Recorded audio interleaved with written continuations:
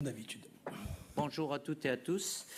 Donc la liste des 23 joueurs pour les deux matchs qui nous attendent, Ukraine-France et France-Islande.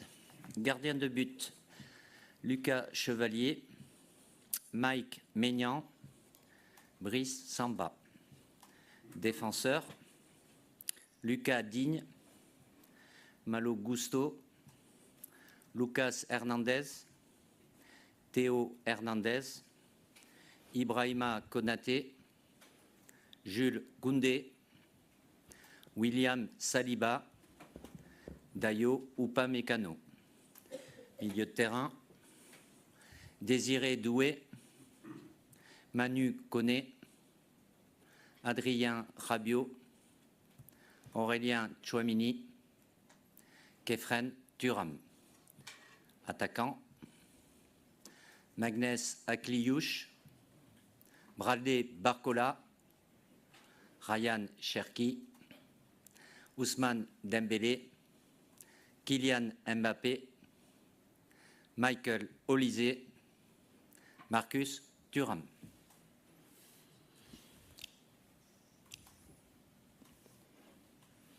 On va attendre qu'il visualise un peu au cas où. Bonjour Didier, juste là. Oui. Giovanni Castelli, la chaîne L'Équipe. Adrien Rabiot fait partie de votre liste. Il a eu une fin d'été un petit peu compliquée. Est-ce que vous avez pu échanger avec lui? Dans quel état d'esprit est-il? Est-ce que vous pouvez nous en dire un peu plus? Merci. Vous êtes curieux comme d'habitude. Oui, j'ai échangé plusieurs reprises avec Adrien. Je ne vais pas rentrer dans le détail. La situation, vous avez plus ou moins d'éléments. Donc voilà, il a fait sa préparation avec les matchs amicaux, son premier match, puis il s'est passé ce qui s'est passé. Et, évidemment, c'est pas une situation facile pour lui. Je ne sais pas ce qui va se passer d'ici lundi, quand il nous rejoindra. La seule chose, et il le sait lui aussi, c'est que lundi, quand il nous rejoindra, ça sera réglé. Je ne sais pas dans quel sens, mais sa situation sera claire. Vous pouvez être touché? Et forcément, c'est jamais des choses faciles à gérer. Quand ça prend une ampleur médiatique, voilà, avec différentes personnes qui peuvent s'exprimer. Après, je ne vais pas dire qui a raison, qui a tort. J'ai discuté avec lui. Je sais très bien ce qu'il m'a dit. Après, vous avez peut-être d'autres infos. Voilà, je tiens à Adrien par rapport à ce qu'il est, à ce qu'il a fait avec nous, ce qu'il est capable encore de faire, bien évidemment. Donc, c'est important pour moi aussi de savoir dans quel état d'esprit il était aussi. Et par rapport aux deux matchs très importants qui nous attendent. Donc, c'est très bien qu'il puisse être avec nous pour ces deux matchs. Bonjour Didier, Jean-François Pérez, Oui. JDD. Deux questions en une autour d'un cas, en quelque sorte. Vous en avez qu'un, ça va, ça me rassure. Hugo Ekitike n'est pas là, pas pour le moment en tout cas. En revanche, Marnès Akliouche est là. Pourquoi maintenant pour les deux? Enfin, pourquoi pas pour Hugo et pourquoi maintenant pour Marnès? Merci. Pourquoi pas? Évidemment, Hugo, de par ce qu'il a fait déjà la saison dernière, là, vous le voyez peut-être un peu plus parce qu'il est à Liverpool. Mais on le suivait aussi quand il était à Francfort, où il a fait une très bonne saison. Après, tant mieux pour lui, le fait qu'il est à Liverpool et qu'il continue à avoir une bonne efficacité, c'est très bien. Après, c'est la concurrence au poste aussi. Je ne suis pas là pour les accumuler, mais évidemment qu'il a le potentiel pour être en équipe de France. Il n'est pas, lui, s'il a un registre qui est essentiellement axial. Magnès est plus un joueur de couloir et voilà, qui a fait une bonne saison avec l'AS Monaco, qui a beaucoup de qualités sur le plan technique. Il reste la marge de progression à gagner certainement en efficacité, qui peut être encore meilleur, mais potentiellement il fait des choses très intéressantes.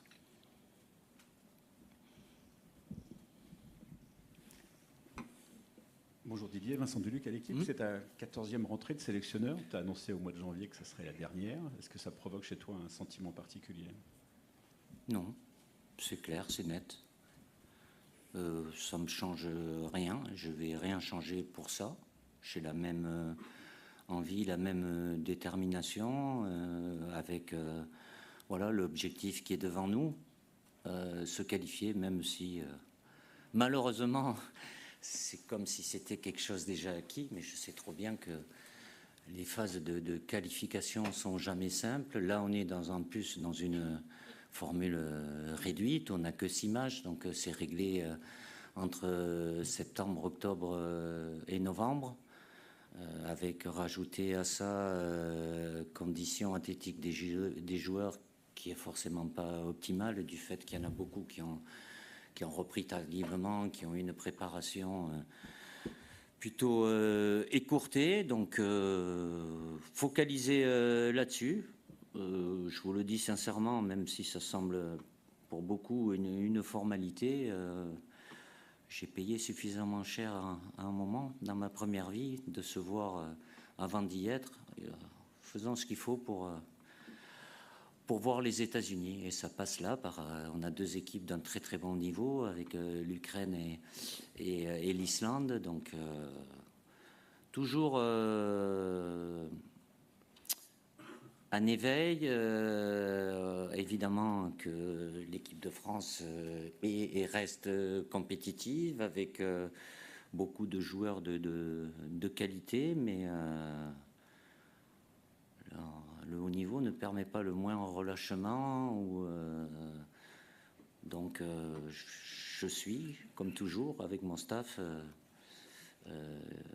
bien focalisé là-dessus, sans penser, voilà, vous le savez, tout le monde le sait, ça change rien pour moi, si ce n'est, après un objectif, il y a toujours un autre objectif, et là, on en a un qui est essentiel et très important, c'est la qualification pour la future Coupe du Monde. Bonjour Didier, Nicolas Paillard, InfoSport Plus, Canal Plus, au niveau des caméras. Quand on regarde la liste des attaquants, on voit des hommes très en forme, une richesse au niveau offensif de l'équipe de France. Est-ce que ça vous fait plaisir déjà? Et comment bien conjuguer tout ça pour être encore plus efficace au niveau de l'attaque des Bleus? Merci. Oui, il y a un potentiel entre ceux qui sont là et ceux qui pourraient y être. J'ai le choix. Donc forcément, je ne peux pas tous les prendre, mais à nous de faire en sorte de maintenir cette efficacité offensive qui est plutôt bonne, que ça n'aille pas à l'encontre de la solidité défensive aussi, mais j'ai jamais eu l'idée première de ne pas faire une équipe qui puisse créer des problèmes à l'adversaire. Maintenant, de par le statut qu'a l'équipe de France, évidemment, qu'il y a une attente qui est de plus en plus élevée, importante, des exigences aussi. Donc, voilà, avec un groupe, malgré tout, malgré la qualité, c'est un groupe qui est jeune, très jeune, qui a été rajeuni, bien évidemment, qui a moins d'expérience, moins de vécu, mais en capacité, en potentiel, il est important, mais ça passera. L'année dernière la saison dernière a été importante dans ce sens-là, puisqu'il y a beaucoup de joueurs entre ceux qui sont revenus et ceux qui ont été intégrés. Et voilà, ça ne se fait pas en claquant des doigts. Le très haut niveau international avec les équipes nationales. Donc, c'était mon objectif. J'ai maintenu ça et c'est quelque chose qui va nous servir sur cette saison aussi. Et là, avec l'objectif qui est très important pour nous. Oui. Bonsoir, bonjour Didier, Philippe Sanforge pour RTL. Lucas Chevalier intègre l'équipe de France pour son 4e rassemblement consécutif. Il semble s'installer dans le groupe, mais il n'a pas encore eu de minutes de jeu, pas de sélection. Est-ce qu'on peut l'envisager sur un des 2 matchs ou est-ce que ce n'est pas le bon tempo? Écoutez, il est là. Sur un plan personnel, évidemment, son changement de club l'expose aussi plus.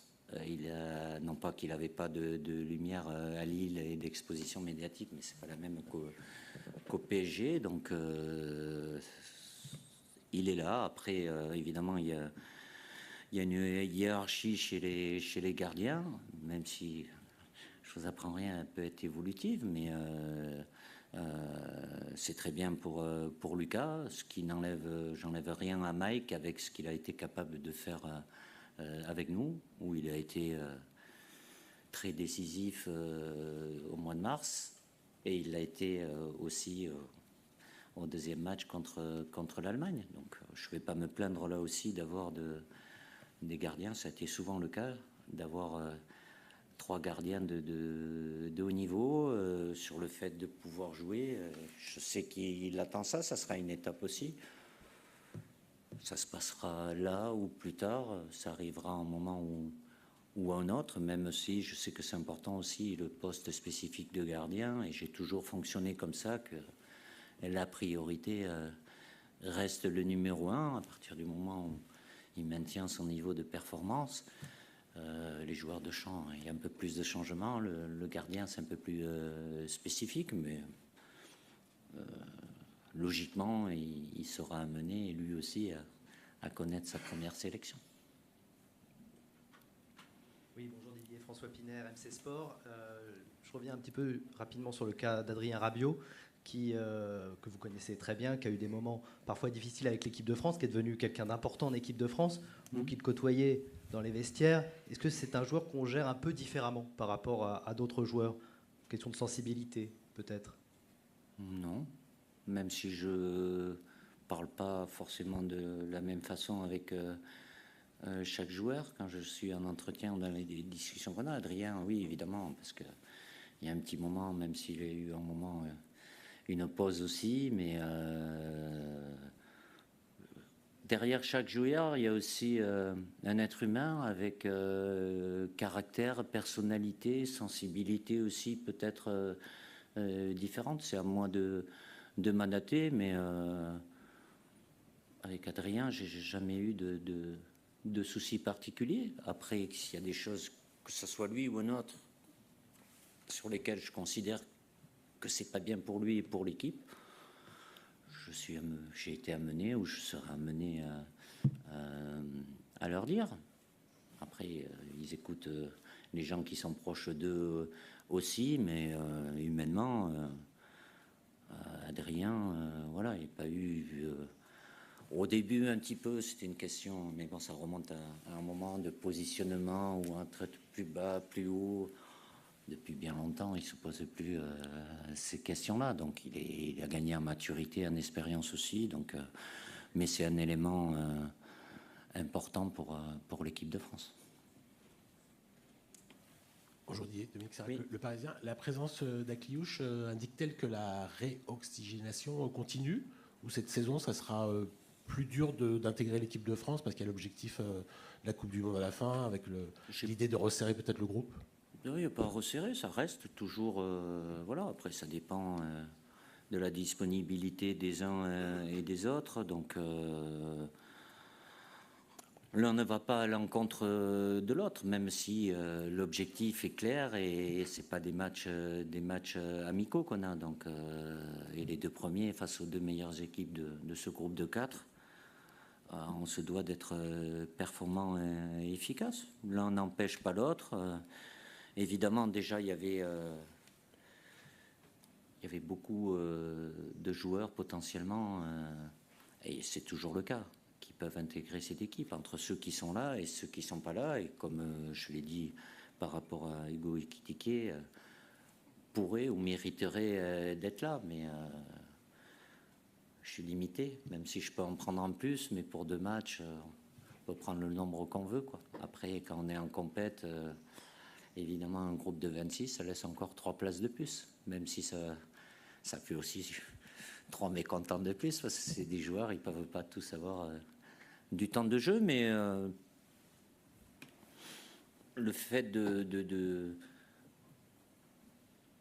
c'est pas que d'avoir des nouveaux joueurs. Après, il y a le potentiel, ce qu'ils font dans leur club.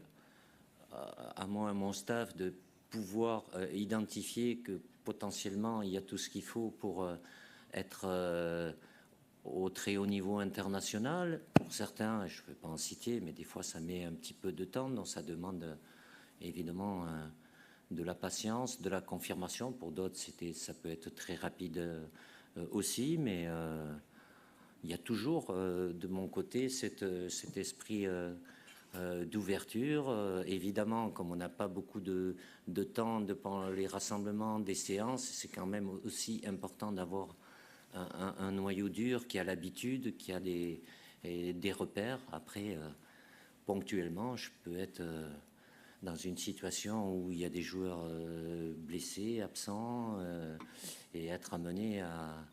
Mais sur le moment, c'est jamais, comme ça a été le cas d'ailleurs au mois de juin, avec surtout la ligne défensive qui était touchée avec l'absence de Dayo Upamecano, William Saliba et Jules Koundé.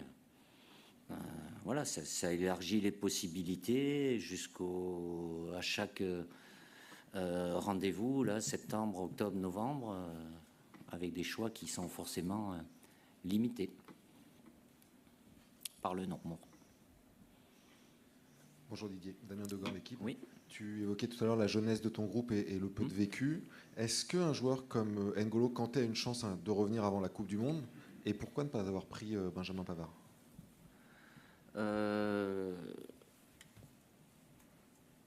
Oui, par rapport aux joueurs qui ont pu arrêter ou qui étaient là, et N'Golo en fait partie, que N'Golo soit toujours, NJ soit toujours sélectionnable, c'est le cas.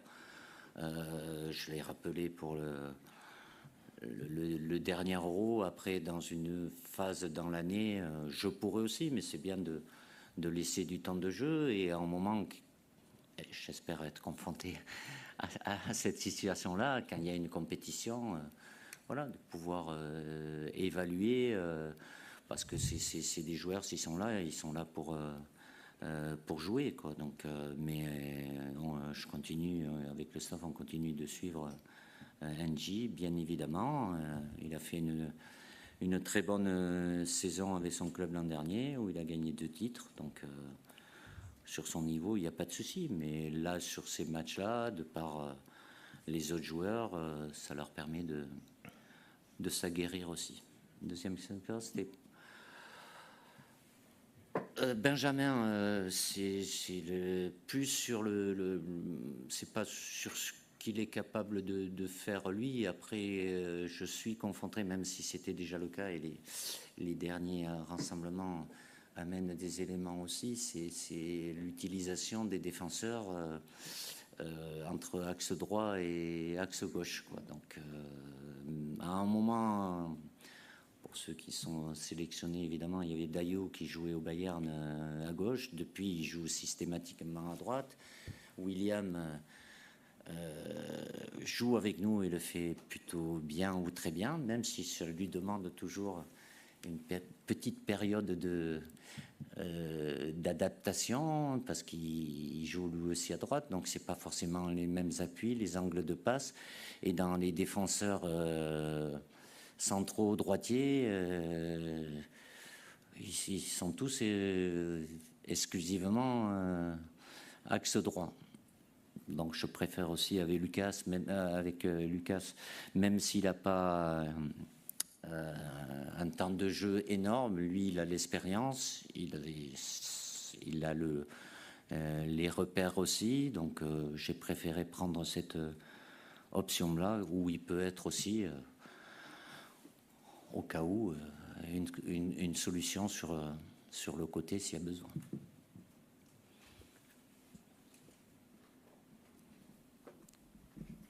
Bonjour Didier, Ilias Peters, 90 000. Vous avez choisi de ne pas faire appel à Warren Zaïre-Emery aujourd'hui. Vendredi, juste après la victoire d'Angers, il déclarait qu'il avait lui-même besoin de retrouver du plaisir et de la confiance. Est-ce que vous avez un petit conseil à lui donner pour retrouver son meilleur niveau? Et deuxième petite question, vous avez cité Désiré Doué parmi les milieux de terrain. Est-ce que selon vous, c'est un joueur qui peut évoluer un peu plus bas sur le terrain? Merci. Alors pour Warren, sa situation a évolué, mais déjà la deuxième partie de la saison dernière, où même s'il y avait la répétition du match, mais voilà, il y a une concurrence qui est très élevée et ou qui l'a amené à avoir moins de temps de jeu. Bon, là, il n'y a eu que 2 matchs de championnat, même s'il y a eu la Super Coupe aussi. Qu'il garde confiance en lui, bien évidemment. Du fait de moins jouer, ben, c'est jamais l'idéal aussi. Après, il a eu une ascension précoce assez fulgurante aussi. Je ne veux pas dire qu'il est dans le dur, hein, mais bon, après c'est lié. De moins jouer, ou les matchs importants, de moins les jouer, ça aide pas non plus. Je ne suis pas inquiet pour Warren. Il venait régulièrement depuis plus d'1 an. Il doit avoir 7 sélections, je crois. Donc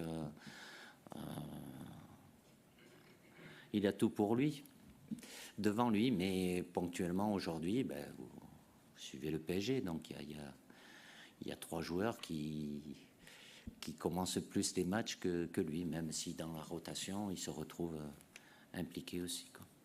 Et après, la deuxième... Oui, je mets au milieu, après, pour équilibrer un peu, autrement vous allez dire que je suis un entraîneur trop offensif, donc je ne voudrais pas que vous en y arriviez à cette conclusion-là, quoi. Donc. Mais c'est un milieu offensif, comme Michael Olise est un milieu offensif, comme Ryan l'est aussi. Entre milieu offensif, c'est pour répartir, pour qu'il n'y ait pas trop de... Mais il a cette capacité, mis à part, et c'est pas une plaisanterie, mais il a cette capacité aussi à pouvoir, il le fait avec son club, c'est pas le même registre, il est moins décisif que lorsqu'il est dans la ligne d'attaque, mais il a aussi cette polyvalence et la possibilité de pouvoir jouer au milieu, quoi. Rebonjour Didier, Giovanni Castelli, la chaîne L'équipe. Est-ce que ça vous a traversé l'esprit de rappeler Olivier Giroud, vu la situation de Randal Colomwani, il fait un bon début de saison à Lille. Et deuxième petite question par rapport aux anciens... il y a toujours par deux. Hein, de 2018, vu ce qui s'est passé avec Warren Zaïre-Emery, est-ce que ça vous a aussi traversé l'esprit de rappeler Corentin Tolisso? Merci. Oh, apparemment, vous n'avez pas été gentil avec lui, hein, il s'en rappelle. Hein. Pas du tout. Ah, il y a les images, hein, elles sont implacables. Hein. On oublie des fois ce qu'on a dit il y a 1 an, il y a 2 ans. Hein. Moi aussi, moins. Bon, j'ai perdu le fil. Olivier a été clair. Alors, il a rajouté 3 mots qui vous intéressent par rapport à tout ce qu'il a pu dire. Jamais dire jamais. Ah, vous avez retenu que ça apparemment. Mais il a dit beaucoup d'autres choses. Je suis très heureux pour lui que ça se passe comme ça. Tant mieux.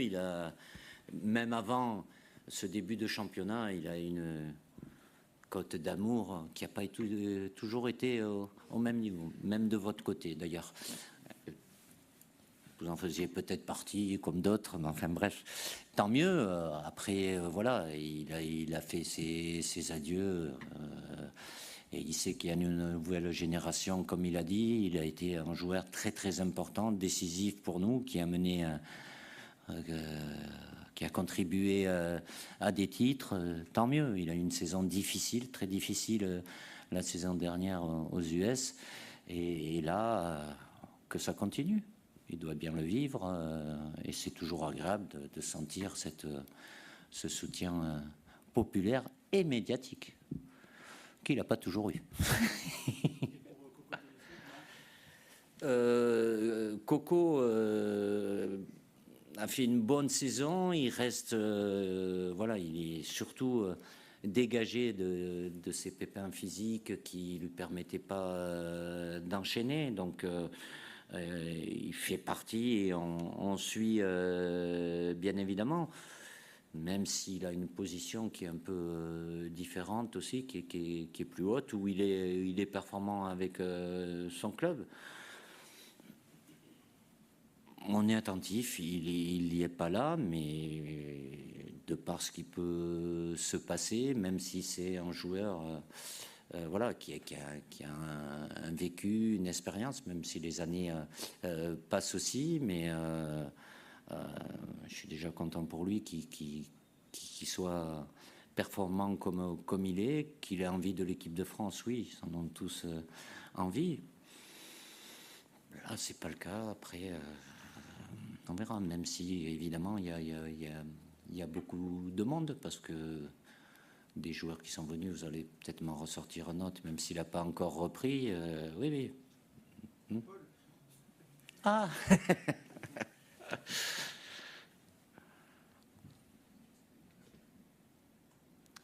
Bonjour coach, je suis oui. Joanna Son pour Instant Foot. J'ai 2 questions. Ma première sur, c'est par 2 aujourd'hui. ma première sur Warren. Est-ce qu'on peut envisager qu'il va rejoindre les espoirs? Et ma deuxième, c'est sur le capitanat. Est-ce qu'on peut s'attendre à un changement de vice-capitaine cette saison? Alors, pour Warren, une question un peu... non, pas délicate. J'échange évidemment beaucoup avec Gérald Batic, qui va communiquer après sa liste. Il n'y a rien qui est figé, mais à partir du moment où il y a un joueur qui est venu avec moi un certain nombre de fois, bon, il a 7 sélections, il a fait, je sais pas, une dizaine de 7 ou 8 rassemblements avec nous. Déjà, et ça me semble naturel, il y a la déception pour lui de pas être avec Léa, même si Warren a un état d'esprit et enfin, je n'ai pas échangé avec lui de savoir si, mais c'est toujours un peu délicat quand il y a quand même un statut entre guillemets. C'est pas comme il y a eu d'autres joueurs. Je prends l'exemple de Loukeba qui est venu avec nous, qui a eu une sélection et après qui avec les espoirs. Là, c'est quelqu'un qui a été quand même en continuité avec nous. Sur un plan psychologique, je peux me mettre à la place des joueurs aussi. C'est peut-être pas l'idéal. Après, Gérald a la liberté de pouvoir choisir. C'est vrai qu'il est en catégorie d'âge pour pouvoir être chez les espoirs, mais il vous le dira peut-être aussi, puisque je ne vais pas vous donner les noms, mais il a eu certains cas aussi qui sont venus à moi, vous allez chercher peut-être après, et puis après que ça vient un peu en reculant avec les espoirs, sans compter que les clubs peuvent être aussi un peu réfractaires. Peut-être c'est pas le cas de Warren, parce que voilà, comme on me l'a posé avant la question, qu'il a envie d'avoir du plaisir de jouer, lui, jouer peu importe où, avec qui, mais malgré tout, voilà, il n'y a rien de figé, il n'y a pas une ligne en disant oui à partir de temps sélection ou quoi, mais il y a aussi à tenir compte de l'aspect psychologique et humain pour les joueurs. Il y en a eu des années avant aussi c'est un peu comme le sentiment d'être rétrogradé un petit peu, donc c'est pas toujours évident. Après qu'ils viennent une fois avec moi de par la situation, qui après, quand il y a compétition avec les espoirs et ils peuvent jouer un rôle, pourquoi pas, mais là voilà, ça fait partie des éléments qui amènent, de par l'expérience, le vécu avec d'autres, chaque cas, chaque situation est différente. L'autre vice-capitaine, oui, le capitaine, vous le connaissez. Après, tout dépend qui est sur le terrain, qui joue pas. Mais évidemment qu'en termes de leader, il y en a plusieurs à qui j'ai donné cette responsabilité aussi, parce que ça permet de franchir une étape supplémentaire. Donc, ça a toujours été important d'avoir des leaders. Après, c'est pas le fait d'avoir le brassard, c'est une responsabilité aussi, qui peuvent aller bien à certains et moins bien à d'autres. Donc, je choisirai en fonction du moment. Mais le capitaine reste le capitaine, et c'est Kylian. Mais il n'est pas seul, et il a besoin lui aussi de s'appuyer vis-à-vis du groupe sur d'autres joueurs qui ont le leadership.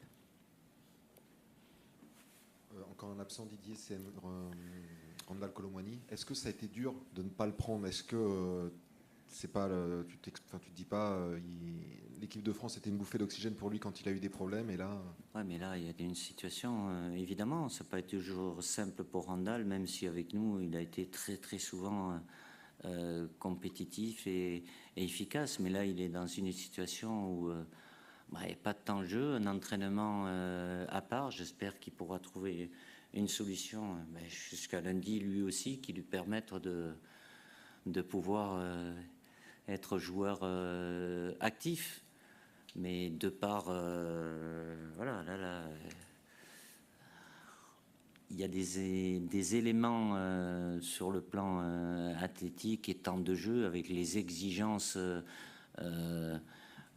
internationales qui peuvent pas être compatibles forcément, même s'il s'entraîne, mais à part, je sais pas avec qui et comment, mais il n'est pas dans un rythme normal d'une équipe et il participe pas au match non plus, donc et ça fait beaucoup de temps puisque depuis cet été, voilà. Alors que là, déjà que j'ai des joueurs qui, par la force des choses, ne sont pas et ne peuvent pas être au maximum de leur potentiel. Voilà, je lui souhaite, comme lui aussi le souhaite certainement, qu'il y ait une situation qui puisse se régler, qui va dans son sens d'ici lundi. Oui, Didier, Marcus Thuram compte 30 sélections et 2 buts. Est-ce qu'il est très très fort avec l'Inter? Est-ce qu'il y a un blocage en équipe de France? Je sais pas, je pense pas. Peut-être il y a un cap à franchir. Après, à sa décharge, voilà, il joue dans un système bien spécifique à l'Inter, à 2 attaquants. Avec nous, je l'ai pas souvent utilisé dans un poste axial. Je l'ai utilisé sur le côté, même si c'est quelque chose qu'il est capable de faire et qu'il a fait avant d'être à l'Inter. Il a tout, et chaque saison, la saison dernière a été très bonne pour lui à l'Inter. Là, il est bien reparti aussi, donc il a des situations, mais malheureusement, ça n'a pas basculé du bon côté avec nous, même si, je le répète, j'ai eu à plus l'utiliser dans un rôle sur le côté que plus dans l'axe. Oui, Didier, on se souvient que la saison passée, la reprise n'avait pas été idéale avec cette défaite contre l'Italie. Ça correspondait aussi à une période délicate sur le plan personnel pour Kylian Mbappé, qui est le leader capitaine, et parfois un peu le baromètre. C'était il y a un an. Voilà. Tout va bien aujourd'hui. Le soleil est là, il n'y a pas de nuages, il n'y a pas de vent. Sa saison paraît très bien démarrée, il semble apaisé physiquement. Il est très bien. Comment est-ce que vous analysez cette nouvelle saison qui s'ouvre pour lui? C'est le même constat. Il a peut-être eu plus de temps aussi pour le permettre, parce que le changement l'an dernier avait été très très court, et avec tout ce qui a pu se passer, évidemment, même si Kylian a une force de caractère et un mental très important, mais ça reste un être humain, et lui aussi, à un moment, ça a été difficile, mais voilà, il a fait une saison, quoi qu'on puisse dire, même si son équipe, à part la Supercoupe, n'a pas gagné de titre, mais lui, il termine quand même meilleur buteur européen. Et là, il est reparti sur de très très bonnes bases, au-delà de l'efficacité qu'il a et qu'il a toujours eu, et affûté. Donc c'est plutôt une très bonne chose, et avec l'attachement qu'il a toujours pour l'équipe de France et la responsabilité qui est importante pour lui à travers le fait qu'il soit capitaine de cette équipe.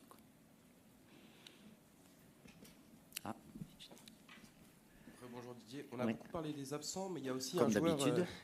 Il y a des présents aussi. Oui, il y a un joueur qui continue de s'imposer, c'est Manu Koné, qui n'a manqué aucun rassemblement depuis sa première l'année dernière à ce même moment de l'année. Donc, comment avez-vous jugé sa première année avec vous donc l'an passé, et quelle est sa marge de progression en équipe de France? Merci. Manu, oui, je pense que, enfin, il fait partie, ça arrive des fois, des joueurs qui sont un peu sous-cotés ou sous-évalués. Moi, je le considère un très très gros potentiel avec nous.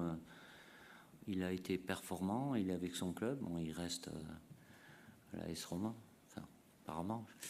Et il avait déjà fait avec à travers les JO de très très bonnes choses et avec nous aussi. Donc ça demande encore de la confirmation, mais dans un registre bien spécifique, même s'il a la capacité à se projeter, il aime bien ça aussi, mais voilà, s'il est là régulièrement, c'est que je considère qu'il fait partie des joueurs qui sont appelés à chaque fois. Après le temps de jeu, bien évidemment, il peut être plus ou moins important, mais à chaque fois que j'ai eu à faire appel à lui, il y a des petites choses à corriger, notamment dans ses débuts de match où il a souvent tendance à se faire cartonner. Donc quand on est milieu de terrain, qu'on prend un carton très tôt, voilà, des fautes qu'il peut éviter, mais après, que ça soit en termes de récupération et dans l'utilisation du ballon, il est capable de faire des choses très intéressantes. Et on va terminer cette conférence de presse avec une question de Jean-François Pérez du JDD. On ne va pas parler du tout de... Vous ne l'avez pas reconnu quand même. Bah, je suis désolé, on va essayer de faire connaissance un peu plus tard. Ah, ça ne me regarde pas. On n'a pas parlé des éliminatoires qui débutent la semaine prochaine. On aura évidemment le temps d'en reparler la semaine lundi, prochaine. oui. Mais ce premier match contre l'Ukraine en Pologne, est-ce que ça ne démarre pas par le plus difficile, voire le plus piégeux? Pas piégeux, mais difficile, c'est la réalité. Déjà, on est confronté, c'est nouveau, un groupe de 4. Après, on m'a posé la question, est-ce que c'est mieux à 5, à 6? Là, on est à 4, donc il y a 6 matchs. Hein.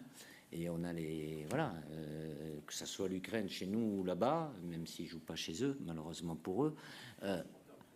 Oui, ils ont un soutien national qui est très, très important. Et puis l'Islande qui a de la qualité aussi. Donc c'est pour ça, être vigilant, on ne peut pas se permettre de penser que, surtout pas. D'ailleurs, j'avais averti les joueurs après notre dernier match contre l'Allemagne, c'est pas se voir là-bas, surtout pas.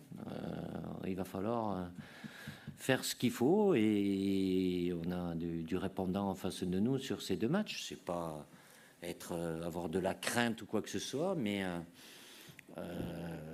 préparer ça toujours sérieusement comme on l'a toujours fait pour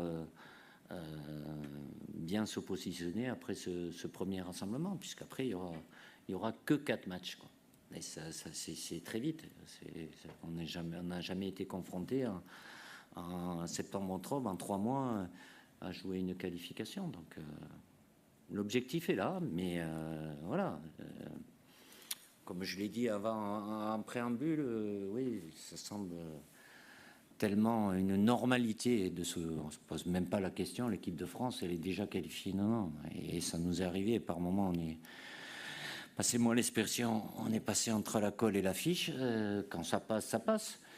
Mais bon, ça remonte. Mais des fois, ça passe pas. Donc, respectons nos adversaires. Que l'équipe de France soit forte, qu'il y ait du potentiel, oui. Et ça doit nous permettre d'atteindre cet objectif. Voilà, merci. Et rendez-vous lundi à Clairefontaine à 14h, toujours avec Didier. Bon déplacement en principe porté pour ceux qui y vont. Et bon tirage au sort.